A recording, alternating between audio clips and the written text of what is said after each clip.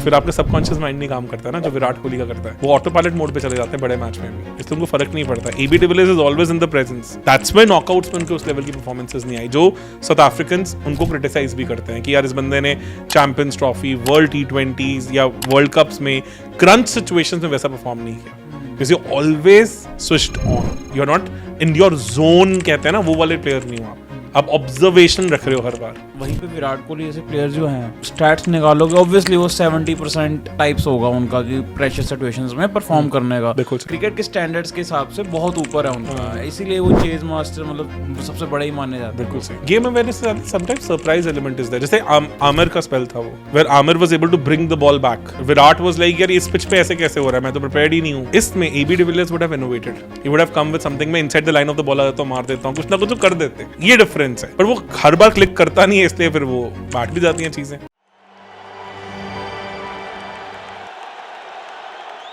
क्या ट्रांसफॉर्मेशन हुई वो भी डिस्कस करते हैं, और उसके रिजल्ट्स क्या है वो भी देखते हैं। तो when he was getting figured out by bowlers like Sreesanth, Mohammad Asif, ये सब, तो AB de Villiers went back to his basics and devised the theory for himself, which is known as AB de Villiers box method. This is mainly my focus for this podcast also.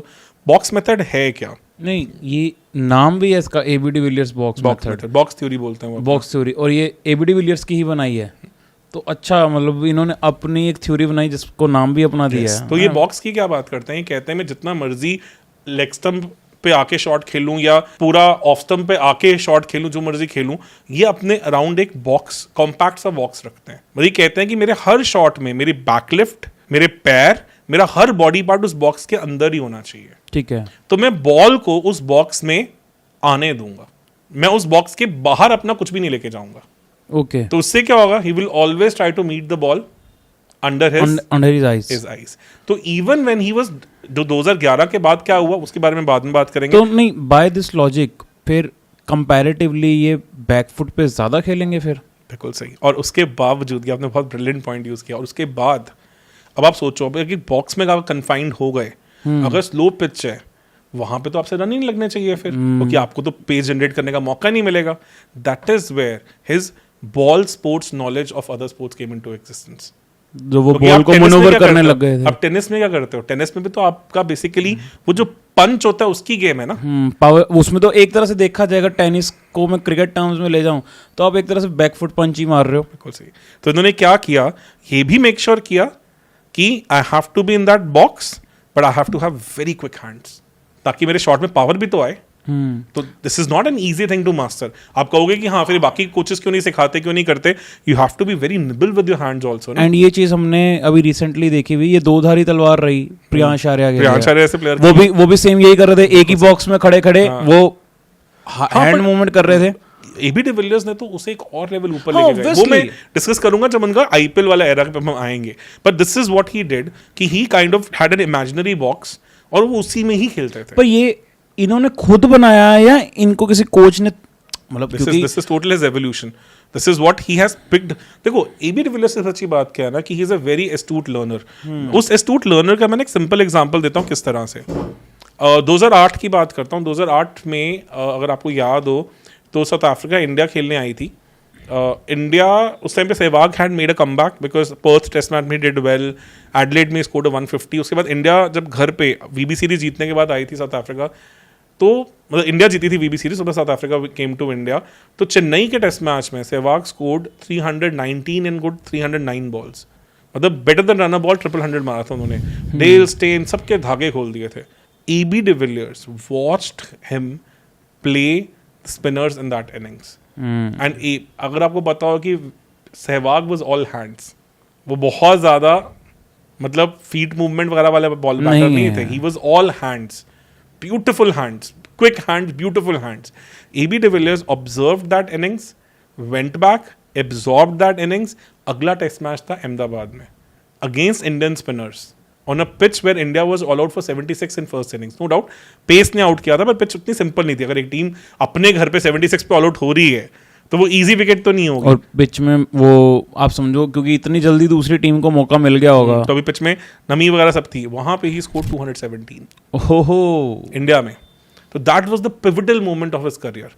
That kind of give testimony कि जो इन्होंने अपना box वाला वो method introduce किया है and plus जो अब लेट खेलना शुरू किया है, हरी नहीं किया, वो सब चीज़ें काम आई. स्पिन को भी मास्टर करने को 3 साल लगे हैं, but he is a very brilliant observer of the game. तो सहवाग के उस 100 से took inspiration and implemented it in the next test itself. And South Africa innings defeat से हराया था उन्होंने इंडिया को 1-0 अप चली गई थी. इतना दहशत आ गई थी इंडियन टीम में कि कानपुर में I think 3rd test match, if I remember correctly, वहाँ पे इंडिया ने प्रॉपर रैंक टर्नर दिया था कि अदरवाइज तो हम सीरीज ही हार जाएंगे. तो 1-1 से सीरीज ड्रॉ हुई थी. तो this is the thing. And it was not like that कि this kind of a theory only worked in Indian conditions. He took this box theory to England also, जो कि सबसे टेस्टिंग कंडीशंस हैं as far as your swing is concerned. तो Headingley में test match, Headingley की मैं कितनी बार बात करता हूँ कि it's like almost south Africa field wicket है. वहाँ पे सीम भी होती है, बाउंस भी होती है, because it's the northern hemisphere जहाँ इंडिया अपना पहला टेस्ट मैच खेलने वाला है. तो वहाँ पे इट इज़ वेरी डिफिकल्ट. वहाँ क्या हुआ, एंड्रयू सॉस का कैच आया और एबी डिविलियर्स ने कैच क्लेम किया, पर जब रिप्ले आया तो क्लियरली दिखा बॉल नीचे लग गई थी. तो क्राउड ने बू कर करके बुरा हाल कर दिया, बुरा हाल. हिस्ट्री क्या थी, साउथ अफ्रीका इंग्लैंड में बहुत सालों से सीरीज नहीं जीती थी, तो उनके लिए वैसे ही बहुत बड़ा था. AB de Villiers went in, played the ball late according to the merit of the ball, applying that box theory, manage to score 174 in that innings Headingley में, and they won the test match and they won the series. तो India में 1-1 draw किया, जुलाई में गए England 2008 में, वहाँ series जीती England में. इंग्लैंड में जाके सीरीज जीतना आसान नहीं है. 2005 में ऑस्ट्रेलिया को रगड़ के आए थे वो. 2007 में नो डाउट इंडिया भी जीती थी, but still it's not easy. मतलब उनके पास भर के एंडरसन ये वो कितना कुछ उनके पास एग्जिस्ट करता है. तो इंडिया में ड्रॉ किया और इंडिया का रैंक टर्नर ना देती कानपुर में, और आई थिंक वहाँ पे Ganguly played a beautiful knock off 80 something, masterful knock था गांगुली का. तो शायद हम वो सीरीज भी हारते, फिर इंग्लैंड में सीरीज जीते. उसके बाद he applied that box theory to one of the toughest tracks in the world in terms of bounce and all, Perth, जहाँ पे pace can beat you. और box theory का concern क्या है, you have to basically then test it कि आप pacey pitch पे कैसे खेल पाओगे. पर्थ में 2008 में दिसंबर के आसपास पर्थ में मैच हुआ था. हमने पिछले पॉडकास्ट में भी उसके बारे में डिस्कशन की थी. 414 का टारगेट मिला था वहाँ पे फाइनल इनिंग्स में. वहाँ AB de Villiers scored 106 not out. तो 24 साल के एबी डिविलियर्स ने एक ही साल में इंडिया में डबल 100 किया, वहाँ सीरीज 1-1 की ड्रॉ किया, इंग्लैंड में जाके 174 किया, वहाँ पे सीरीज जीती, और फिर पर्थ में जाके 4th इनिंग्स में 414 की चेज में 100 नॉट आउट किया और वहाँ पे भी सीरीज जीती. तो that kind of set him apart. और उसके बावजूद भी उनकी इतनी बात नहीं होती थी. अब सोचो अगर ये फीट कोई बंदा कर दे, ऑलमोस्ट आप सेना कंट्रीज की बात करो, उनके लिए ऑब्वियसली एस तो एग्जिस्ट नहीं करता, उनके लिए तो वो चैलेंज इंडिया हो जाता है. तो इन्होंने 24 साल की उम्र में ही वो कर दिया था जो ऋषभ पंत के लिए हम कहते हैं कि ऋषभ पंत ने करा इंडिया के लिए. बेसिकली उससे भी बड़ा यार, डबल 100, 174, 106 नॉट आउट. हाँ ऑलमोस्ट आप कह लो कि वो गाबा वाली विकेट वाली इनिंग्स भी खेल दी, बस सब कुछ ही हैड. बट सीरीज तो जीती थी ना, सीरीज कितनी बड़ी बात हो जाती है. 2008 वाज द पिवटल ईयर. उस ईयर में आईपीएल में भी सिलेक्शन हुआ इनका दिल्ली डेयर डेविल्स के लिए. इतना कोई खास सीजन नहीं गया था, मैचेस भी ज्यादा नहीं मिले थे बिकॉज इतना नाम ही नहीं था. 6 या 7 मैच खेले थे. 9 में इनका आईपीएल भी बहुत लेवल पे डिफरेंट चला गया बिकॉज साउथ अफ्रीका में हो रहा था. डेयर डेविल्स की तरफ से he was the highest scorer. Chennai के अगेंस्ट बहुत ब्रिलियंट 100 भी आया था उनका, बहुत तगड़ा. और दिल्ली डेयर डेविल्स सेमीफाइनल में आई थिंक पहुंची थी उस साल, मुझे याद हो था. तो शायद आई थिंक SRH मतलब वो जो डेक्कन चार्जर्स से शायद हारी थी. तो काफ़ी सही था. तो फिर 9 में इनकी लेगेसी भी बन गई कि हाँ यार बंदा तो वाइट बॉल का भी बहुत तगड़ा player. And in that era he also started opening up in other formats also. तो मतलब आप ये सोचो कि एक बंदा, और उसने एक और बड़ी अच्छी चीज़ काम की थी जो उन्होंने अभी डिस्कस भी किया एक पॉडकास्ट में, अभी डिविलियर्स ने खुद. ही सेड कि जब मैं पहले खेलता था ना तो मेरी जो बैट स्विंग थी it was more like the racket shots. कहते जो आप कभी भी रैकेट स्पोर्ट्स खेलते हो ना, बैडमिंटन है या टेनिस है, तो आपका जो ये कमर है वो भी घूमती है शॉट के साथ. अगर आप देखो तो you play like that, you basically twist while playing. Cricket में कहते हैं ऐसा नहीं होता. क्रिकेट में it is not the twist that works. तो cricket swing is very different. तो कहते हैं मैंने वो बॉक्स थ्योरी के साथ इसको भी मेक श्योर किया कि मेरी बैकलिफ्ट थोड़ी बेटर हो ताकि I was not hurrying into the shot. And plus the way I was bringing my bat down, it should not be like a golf swing, like pure golf swing नहीं होनी चाहिए. It should be more compact. मतलब in fact मैं कहूंगा golf swing से फिर भी मिलती हो, एटलीस्ट रैकेट स्विंग जैसी ना हो। जैसे कि टेनिस में आपको थोड़ा फ्री फ्लोइंग आता है, यू पिवट, वैसा ना हो। जैसे गोल्फ में थोड़ा कॉम्पैक्ट स्विंग आती है, उस तरह की स्विंग आए। तो he even worked on that part. तो उन्होंने अपनी बैट स्विंग को करेक्ट किया, तो उन्होंने बेसिकली अनलर्न किया।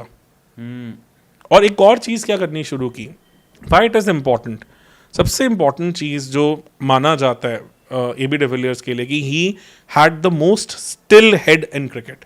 एंड अगर फीट की बात की जाए तो quickest feet in the cricket also. Still head की क्या इंपॉर्टेंस है, what you think it might bring a difference to it? Still head, आप फिर तभी आप बॉल को देख पाओगे ना, बिल्कुल अंडर द आइज खेल पाओगे अगर आपका हेड स्टिल है। अगर आपका हेड स्टिल नहीं है तो एक तो बॉडी बैलेंस आपका हिलेगा, एंड प्लस आप बॉल भी नहीं देख पाओगे बिल्कुल। पर अब मुझे ये बताओ, जिस तरह से वो शॉट्स खेलते थे, गिरते पड़ता है ये सब भी, उसमें जितने मर्जी आप शॉट्स देख लो, उनमें उनका हेड हमेशा स्टिल रहता था। And you always used to make sure कि जब तक बॉलर के हाथ से रिलीज नहीं होती बॉल, तब तक उनका हेड नहीं हिलता था, क्योंकि वो लास्ट तक बॉल को देखें। Why is it even important? नहीं तो बॉल मीट ही नहीं करेगी बैट पे। तो फिर किसी भी प्लेयर के लिए नहीं होना चाहिए, वे बाकी ऐसा क्यों नहीं कर पाते? डिफरेंस क्या है इसमें Litesh? You have to understand कि जो प्लेयर्स हैं ना, वो अपनी मसल मेमोरी पे गेम खेलते हैं। जैसे केएल है, केएल को पता है मेरा फ्लिक है, वो फ्लिक मसल मेमोरी पे खेलते हैं। बॉल इस रीजन में आई, मार दी, वो लास्ट तक बॉल को नहीं देखेंगे। स्काई है, वो देखेंगे मसल मेमोरी पे गेम खेलते हैं। इसलिए हल्का सा एल्बो इंजरी हुई एंड स्काई वाज डन। और अब सोचो एल्बो इंजरी ठीक हुई तो स्काई कैसे वापस आए? AB de Villiers watched the ball till the last, क्योंकि इसमें बहुत डिफरेंस फैक्टर है। क्या? जब आप लास्ट तक बॉल को नहीं देख रहे हो तो आप अपने सबकॉन्शियस माइंड को डिसीजन देने के लिए बोल रहे हो। कि आपने अपने सबकॉन्शियस माइंड को बोला कि यार तू मेरे मसल मेमोरी के ऊपर अपनी गेम चला। जब आप बॉल को लास्ट तक देख रहे हो, इसका मतलब क्या है? आप सबकॉन्शियस से किस पे स्विच हो गए? कॉन्शियस माइंड के ऊपर। कॉन्शियस माइंड का मतलब क्या? आप डिसीजन उस टाइम पे ऑन द फ्लाई ले रहे हो। It is very difficult skill to have, very difficult skill to have, but ये इस बंदे की मास्टरी है कि he watched the ball till the end so that he could take conscious decisions. That is why he was able to manipulate the field so well. जब आप subconscious mind से खेल रहे होते हो, और उससे फर्क क्या आ जाता है? That is why people with weird angles never troubled him. Mitchell Johnson का पीक एरा कौन सा है? 2013 में उन्होंने इंग्लैंड को डेसिमेट कर दिया। मैंने जो जेरॉड किम्बर के साथ पॉडकास्ट किया था, उसमें भी बात हुई थी कि जेरॉड किम्बर ने ये कहा था कि ऐसा तो है नहीं है कि 150 वाले बॉलर इंग्लैंड ने कभी खेले नहीं थे, तो इन्हीं के साथ इतनी प्रॉब्लम क्यों आई? क्योंकि मिचेल जॉनसन का मेन चीज है, एक तो स्लिंगी एक्शन था, एक वो लेफ्ट आर्मर थे। स्लिंगी लेफ्ट आर्मर का 150 नहीं खेला हुआ था लोगों ने, तो वो angle from which the ball was coming was very different. But when he went to South Africa in his peak era in 2014, जब वो अपनी पीक पे थे, जब कोई साउथ अफ्रीकन उन न्यूलैंड्स ऐसी विकेट्स पे खेल नहीं पा रहे थे, AB de Villiers was scoring runs for fun. Why?